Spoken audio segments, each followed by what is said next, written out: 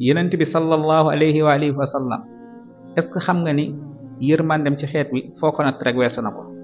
bu sañoon kenn du tumuranke ña ca des di bëgg, bu sañoon ñëppay maase ànd bëgg, rawatina ci bis yi nga xam ne ay bisu feet la. loolu tax mu farataal li nga xam ne mooy azakay muurum koor, arab di ko wax zakatul fitr, comme ni ko Abdullah ibn Abbas nettalee. asakay muurum koor nag li ko tax a jóg bari na lool. bu ci jiitu mooy day setal aji woor ji ci rëcc-rëcc yi nga xam ne defoon na ko ci biir koor gi, day tax suñu borom jéggal ko. ba ca desit mooy day taxit miskin yi nga xam ne ñoo doon xëy di yalwaani, nga xam ne amuñu la leen doy ak faqiir yi, bés boobu ñu mën a am loo xam ne moom la ñuy feetewoo ñoom ak seeni njaboot. ba tax na yenent bi farataal li nga xam ne mooy asakay murum koor. ba tax na asakay murum koor war na képp ku nekk, ku ko mën a génneel sa bopp nga génneel ko sa bopp. borom kër gu ne war na ko mën a génneel ay njabootam, soxnaam ak ay doomam, ba ci sax ñi nga xam ne ñoo koy liggéeyal.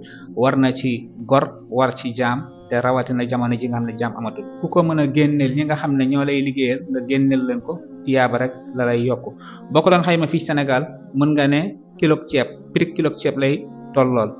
mën nañ ko génne ceeb comme ni ko ëpp ci borom xam-xam yi nga xam ne ñoom ñooy nekk ci mazhab imam Malik niñ ko tarjixalee. waaye tamit ku ne xam ne ni jamono soppeeku na soppeeku goo xam ne ñi nga xam ne ñoom ñoo koy soxla boo leen ko joxee muy ceeb boobu dañ koy jaayaat. ba tax na buñ ko mënee def xaalis, buñ ko mënee ful sax nag, tey par exemple buñ la ne kilo ceeb nangam lay jar 1300 wala 1500 nga def ko 2000 te nga mën ko, du la wàññi dara, da lay yokk dong. ndax bokk na ci li ko tax a jóg mooy social, fexe ba bis boobu benn ndeysaan miskin du génn di yalwaani, dina mën a am lu mu toggal njabootam, dina mën a am lu mu jëndalee ay doomam yére ak i dàll. ban waxtu lañ koy génnee? borom xam-xam yi dëppoo nañ ci mënees na ko génnee ñaari fan wala benn fan lu jiitu korite. waaye tamit bu la neexee lu ci gën a lëng mooy fexeel ba balaa ñoo julli ji julli it nga génnee ko, ndax day tax ki nga xam ne moom nga koy jox mu mën a waajal bis bi moom ak ay njabootam. te it nag lii day wane social gi nga xam ne nekk na ci diine l'islam. kon mbokk yi ngal la bu ko kenn négliger. ku ko mën a def buñ ne subale korite wala ginnaaw subale korite nga def ko xaalis jox ko ñi nga xam ne ñoom ñu ko gën a yittewoo, loolu daal dina nekk loo xam ne lu gën la, lu rafet la. xeet wi yëpp dinañ mën a gis seen bopp ci feet bi, ndax loolu rek moo taxoon yonent bi alayhi salaatu wasalaam daal di koy farataal ci jullit ñi.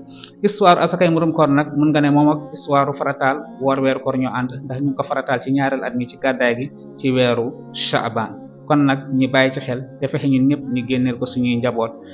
prix bi daal mooy tolloog prix kilo ceeb. loolu daal mooy li nga xam ne bëgg nañ ñu fàttalante ko ñun ñëpp ñu taxaw ci, su ko defee bis bi ñun ñëpp ñu daal di maase ànd bëgg comme ni ko yonent bi bëggee woon sallallahu alayhi wa sallam. wassalaamu aleykum wa rahmatullahi wa barakaatu.